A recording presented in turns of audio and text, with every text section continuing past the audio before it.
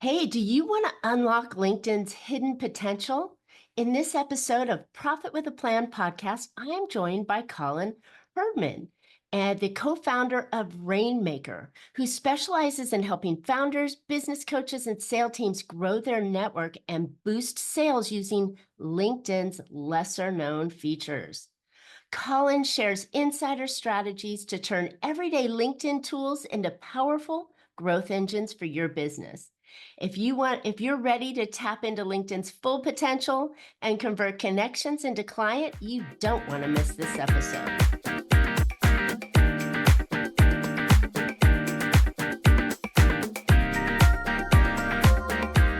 Hey, entrepreneurs, are you ready to boost your profit and grow your business? Welcome to Profit with a Plan podcast, where we share strategies to help you scale your company, increase your profitability, and set up for a successful exit. I'm your host, Marcia Reiner, a business growth strategist and the profit booster behind Infinite Profit. I've helped countless entrepreneurs to build highly profitable and sale-ready businesses. That's more profits now and a bigger payout later. This episode is sponsored by Infinite Profit, where we don't just talk profit, we deliver it. And if you're ready to take your business to the next level, visit Infinite Profit Consulting and start boosting your bottom line today. Hey, but before we dive in, I have just one more thing for you. And if you ever want to avoid profit plateaus, operational headaches, and those pesky growth roadblocks, well, grab my free Profit Booster Playbook at boostingprofit.com, where I share 3 essential strategies to elevate your profits. Now, these aren't just a one-pager. This is a full workbook with great strategies, insider guidance, and expert leadership to put you on the path you need to be on. So again, go get it at boostingprofit.com.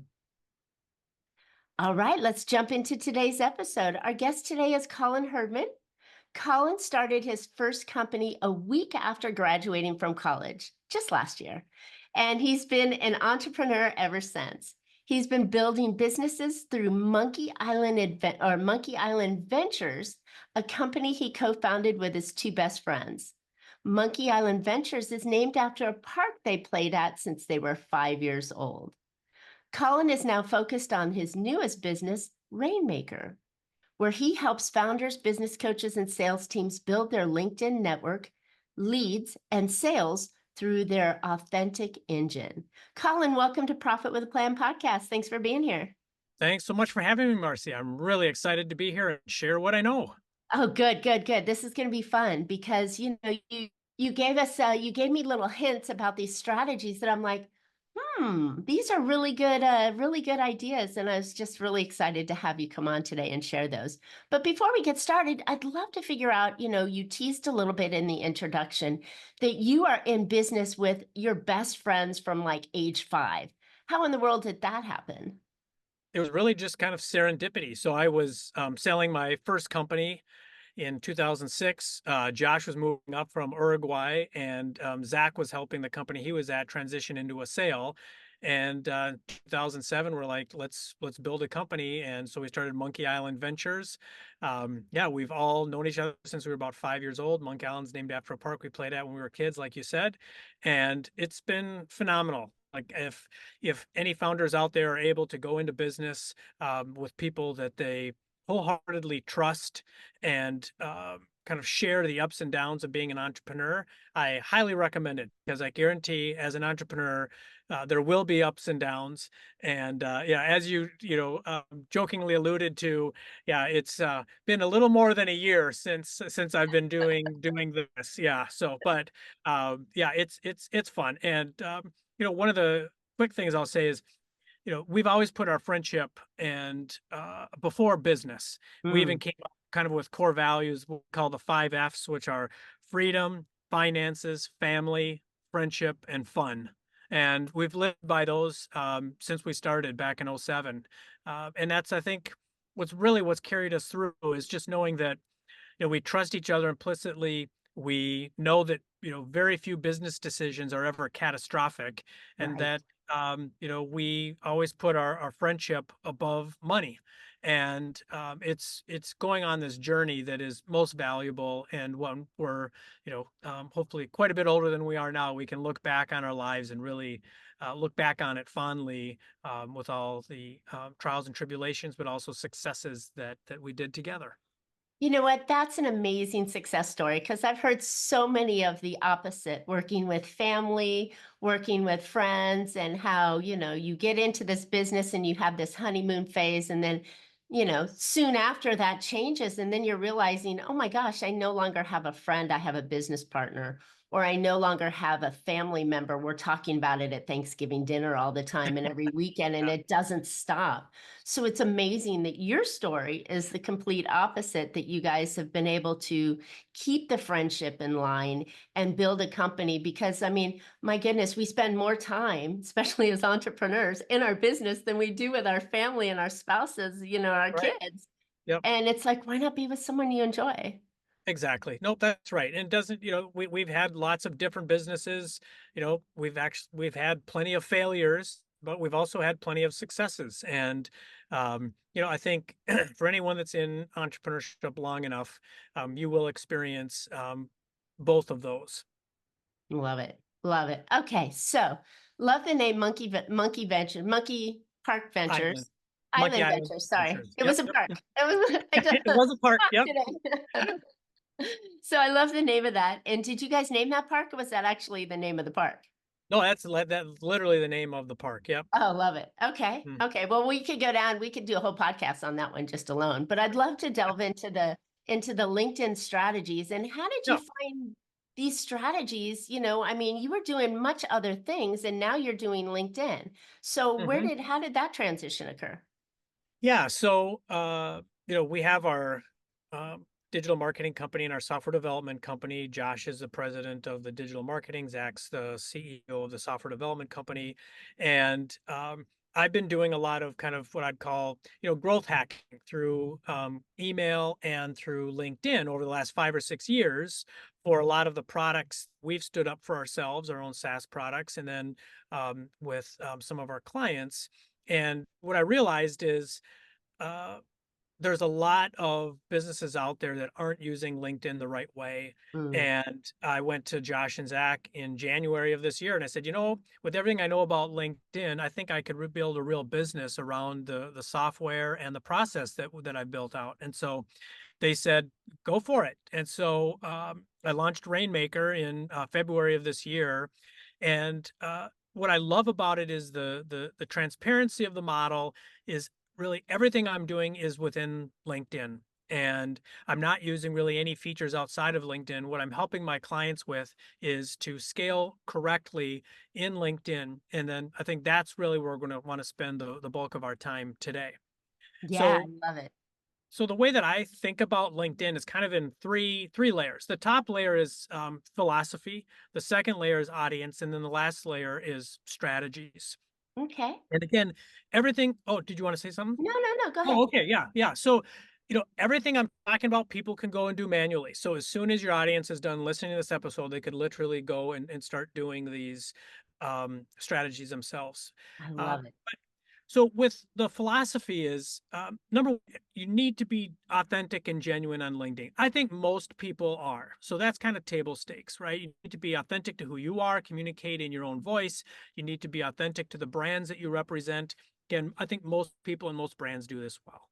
Mhm. Um, then you have to come to LinkedIn with an educational mindset. No Mm. one wants to be sold on LinkedIn. Okay, we Oh all my get God. sales messages. Okay, it doesn't work, and so you have to come with an educational mindset, and then you also have to come with an experimentation mindset, knowing that you're going to try different things over time, and you're going to get better and better over time. You'll never perfect it, but you want to get better over time. That's really the goal. And then the last thing Okay, is, and this will wait, get wait, wait, wait. Hang yeah, on. go ahead. You're feeding us through the fire hose here. All right, all right, So hang on a second. Let's go back to the first statement you just brought up. And you yeah, said that you have to come in with an educational, yeah. mentality here, Mhm, because mhm. nobody wants those awful cold DMs. Oh, hey, Marcia, Right. let's be friends. Or, oh, I know you from so and so. And then you're like, okay, well, they seem like a warm lead. Networking is what LinkedIn is about.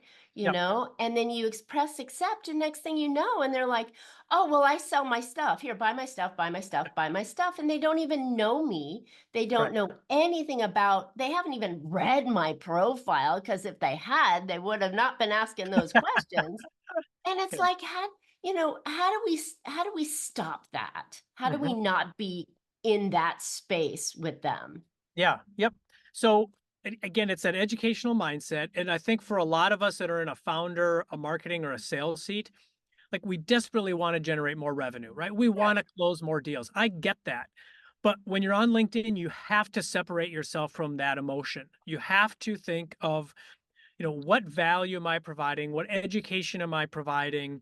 And it is almost like that. There's that book, The Go Giver, right? You want that Yeah, go giver mindset, right? I have it Of on my desk. giving. Yeah, of giving without expecting anything in return. And if you can do that, it's almost like what you and I are doing today, right? You're sharing knowledge, I'm sharing knowledge, we're giving it away freely. And we know that if we're helping people out, that's of benefit. And then there's some people that might want to talk to us in more depth about what it is that we do and provide more help, right? But there's no expectation from us in doing this. And so, when I think about that last piece around philosophy, it's really incumbent on the founder, the salesperson, or the marketer to understand the pains and the barriers that your prospects are trying to overcome. You need to know what it is they want to be educated on. And most importantly, you have to know what is it specifically that they want to learn from you.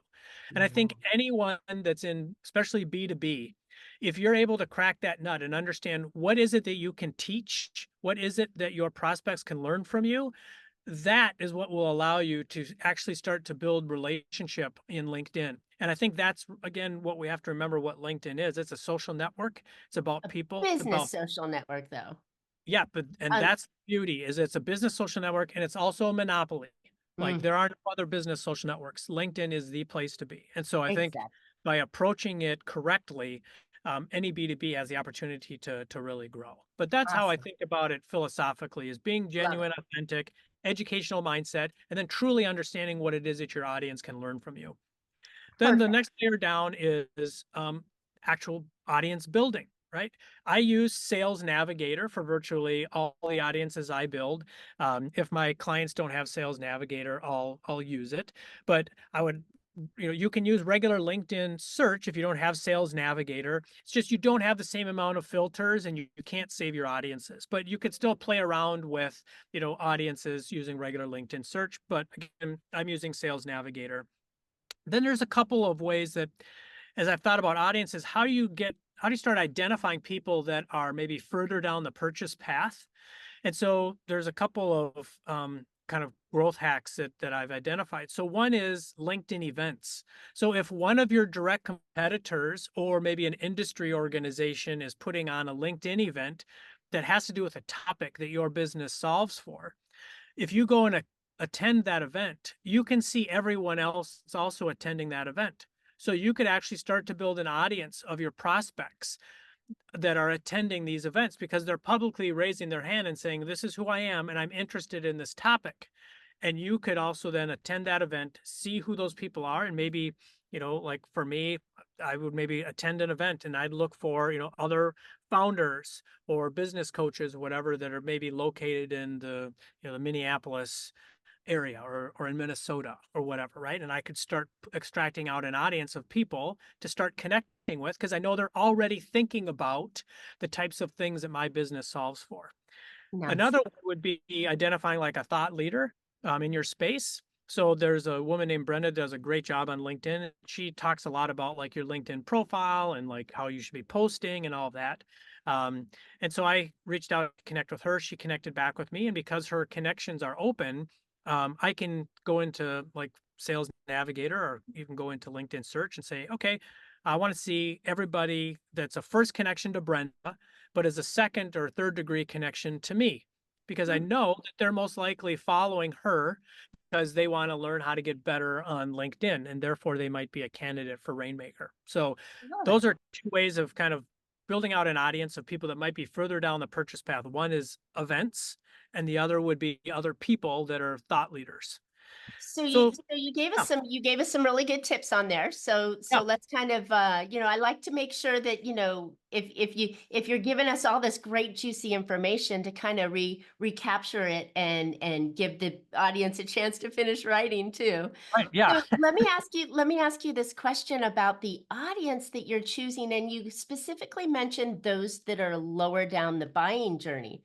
Mhm. Why would you be so interested in having people lower down the journey? Because we know that there's a pyramid and the top 3% are all ready to give you their credit card. The next 17% are, thinking, and they have those they're actively looking for it. But why would you go down lower on the buyer's journey to maybe get somebody who's just investigating the opportunity and thinking they have a problem and looking for a solution? Well, I think we just have our funnels flipped. So like at the top of the funnel for me are people that, are just starting to think about what you're doing or might not even be in market.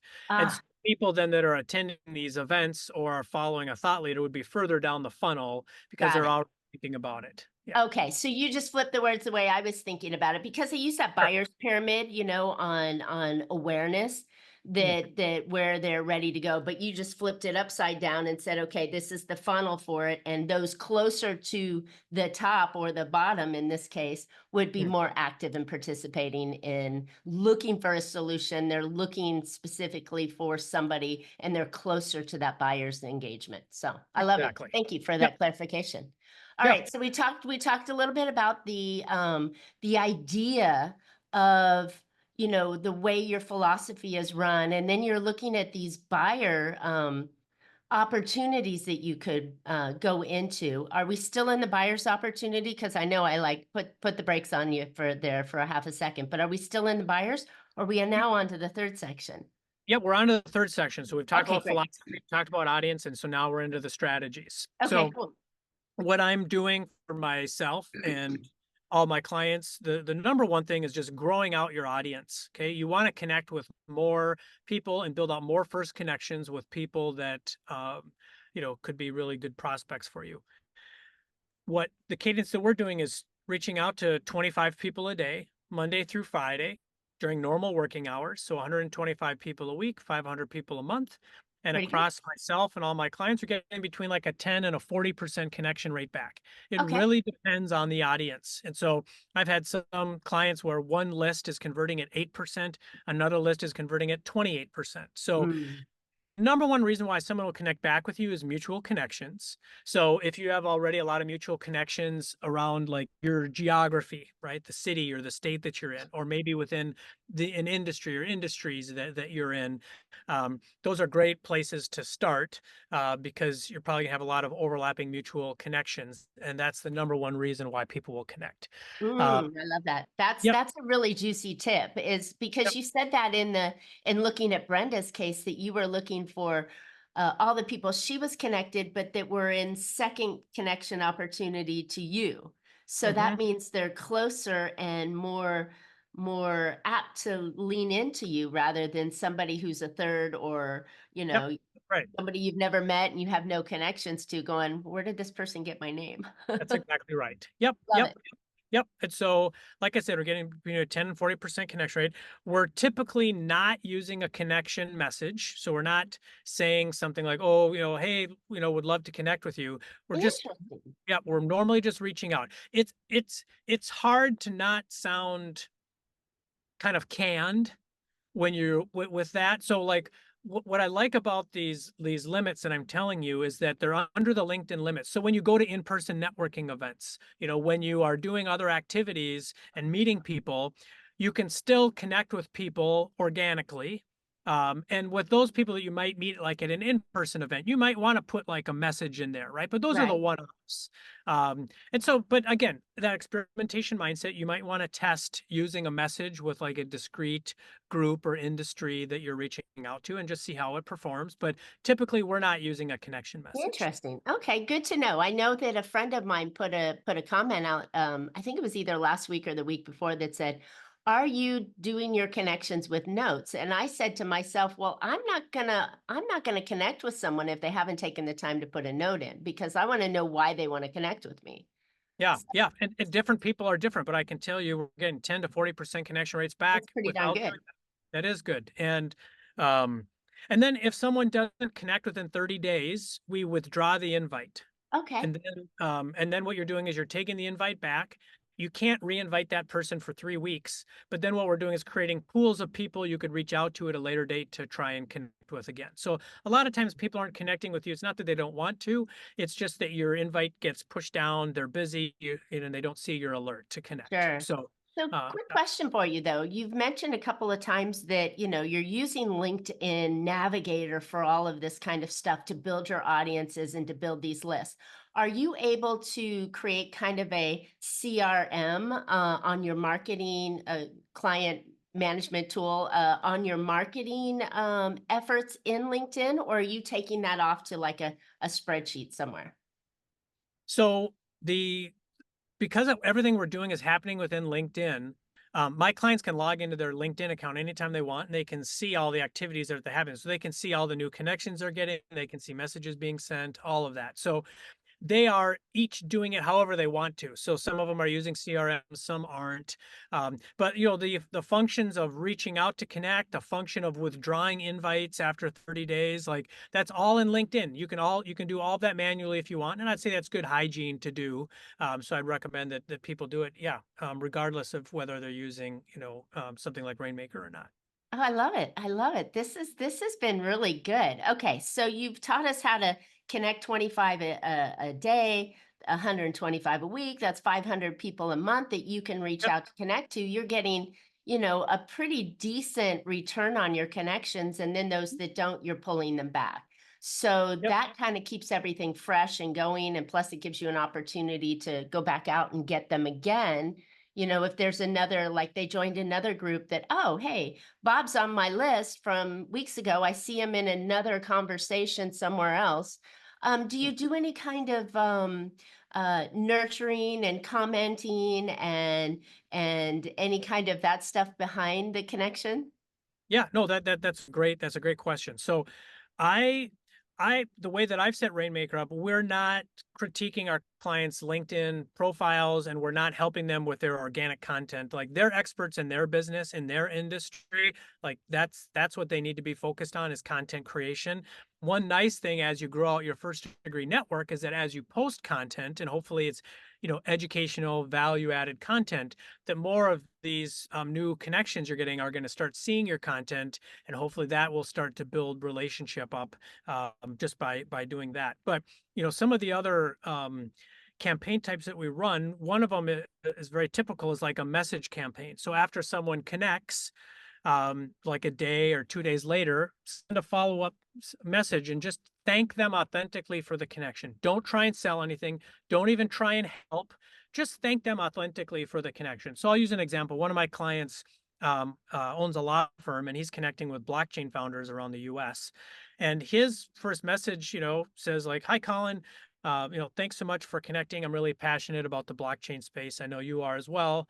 Look forward to, sharing and seeing your content, something like that." But he Wow. knows that just by using the word passionate with blockchain, going back to philosophy, anybody that's developing in the blockchain space is passionate about that area. And so No he knows kidding, right? that's not coming across as inauthentic. That's coming across as authentic, right? And if they were to go poke at his LinkedIn profile or go to his website, they can see that blockchain is part of how he's building up his law firm. So, and then if they reply the way that we have it set up, any other messages would stop, and then they just communicate through the LinkedIn inbox because that's where all the communication's happening. If they don't reply, then like a week later, we send a second message, and that's where you want to start adding value. You can add value through asking, a salient question. It could be maybe there's a new asset that you've built on your website you want to share. Maybe there's a third party asset that you want to share from another company you think would be of high value. Maybe there's an event that you're putting on that you want to invite them to, right? So how are you starting to add value? So again, I'll use the same client as an example. He follows up and he says, "Hi, Marcia. I find myself more and more writing about the intersection of law and blockchain, and I'm wondering if there's any topics you'd have interest in me writing about." again, he knows that blockchain founders have a lot of issue with the US government and law and regulation. And just with that question, he's getting these founders replying back saying, oh, if you'd write about this topic, that'd be great. Or do you have any insight on whether you think this law will pass or not? Right. So he's getting interaction. He's being seen as a thought leader, and he's progressing people through relationship into becoming prospects and clients just through that question. So that's an example, but I think there's lots of other ways that you could use messaging in authentic ways that is bringing value. But that's part of what that experimentation mindset is like, what do my prospects find of value?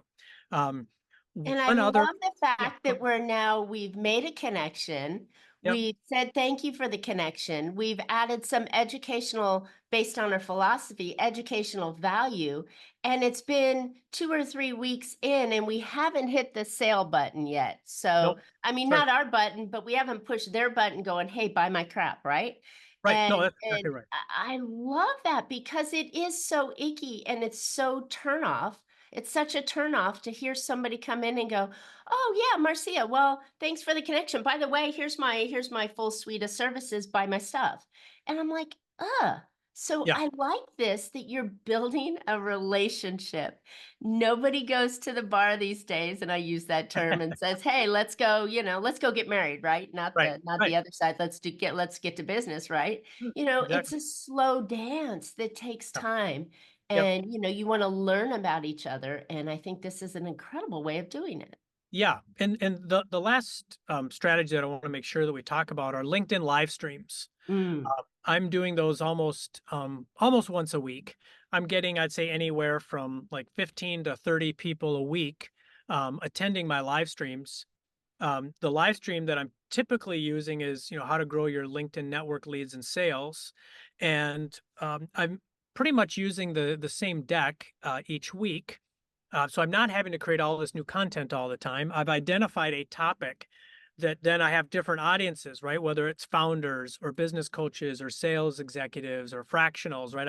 I'm going after these different audiences that are in my first degree network now that I've grown over time, and I'm inviting them to my LinkedIn live streams. And I'm using the LinkedIn event invite function, which is part of LinkedIn.